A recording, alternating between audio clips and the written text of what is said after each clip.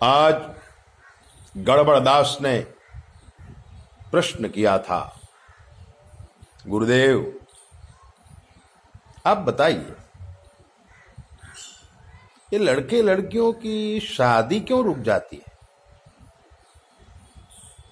कोई 30 के ऊपर भी निकल जाता है, कोई 40 तक पहुंच जाता है, फिर भी योग्य वर नहीं मिलता, योग्य कन्या नहीं मिलती है। ऐसे बहुत सारे लोगों को मैं जानता हूं कि जिनकी काफी उम्र हो गई है, शादी नहीं हो रही है, पढ़ाई भी पूरी कर लिया है और कहीं नौकरी भी नहीं लग रही है। गड़बड़दास के इस प्रश्न ने हमको भी हिला दिया था, क्योंकि 2 दिन पहले ही YouTube में हमें देखने के बाद इलाहाबाद से प्रश्न आया था। इलाहाबाद में एक बहुत बड़े वकील का लड़का, जो खुद भी वकील था, उम्र हो गई थी 30 साल। 30 साल में वो कभी भी कोई भी गलत काम नहीं किया, बल्कि प्रतिदिन भगवान की पूजा करना और नित्य शास्त्रों का अध्ययन करना, बड़ों का आदर सत्कार करना, अच्छा लड़का था। YouTube में हमें सुनने के बाद हमसे पूछा कि गुरुजी आप ये बताइए कि मैं इतना सब कुछ पूजा पाठ करता हूं, शास्त्रों का अध्ययन करता हूं, तो मेरे जीवन में कोई शादी का योग क्यों नहीं बनता है? और मैं सिविल सर्विस की तैयारी कर रहा हूं तो उसमें भी कोई मेल नहीं पड़ता है।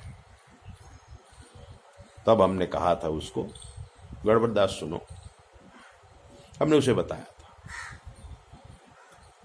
कि आपकी कुंडली में शुक्र, मंगल और शनि एक ही घर में बैठे हैं। वैसे तो शुक्र मंगल का योग ही विद्युत योग है, लेकिन जब शनि और मंगल आ जाए तो अंगारक और हो जाएगा। आप छुपा रहे हैं, शादी के योग की बात आप छुपा रहे हैं।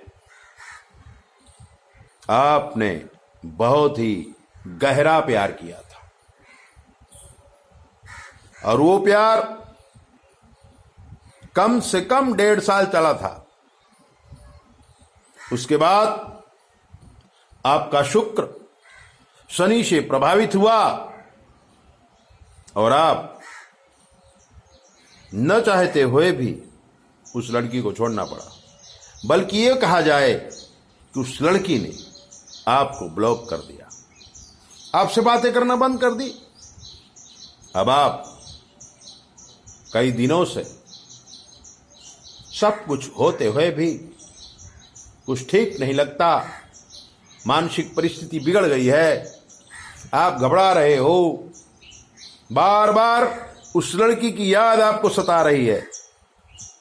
ना आप पूजा पाठ कर पाते हैं, ना आप पढ़ाई पढ़ पाते हैं, बल्कि अहरनिश उस लड़की का चिंतन करते रहते हैं। उसने कहा, हाँ गुरुजी बात तो सही है, पर इसका कारण क्या है, इसका निवारण क्या है? तब हमने उनको बताया था कि देखो, ये मनुष्य का जो जीवन है, इसमें 4 पदार्थ तो सबके लिए लिखा हुआ है, किसी को ज्यादा किसी को कम, धर्म अर्थ काम और मोक्ष। लेकिन प्रत्येक मनुष्य के जीवन में जो कुंडली है, जो पूर्व जन्म के कुछ ग्रह होते हैं, यानी कर्म, जब पूर्व जन्म के कुछ कर्म हमारे खराब होंगे तो इस जन्म में या तो हमें धन का दुख रहेगा, या तो मन का दुख रहेगा, या शरीर में कोई व्याधि रहेगी, या फिर इच्छित पदार्थों की प्राप्ति नहीं होगी। उसने कहा, गुरुजी इच्छित पदार्थों की प्राप्ति नहीं होती, तो मुझे क्या करना चाहिए?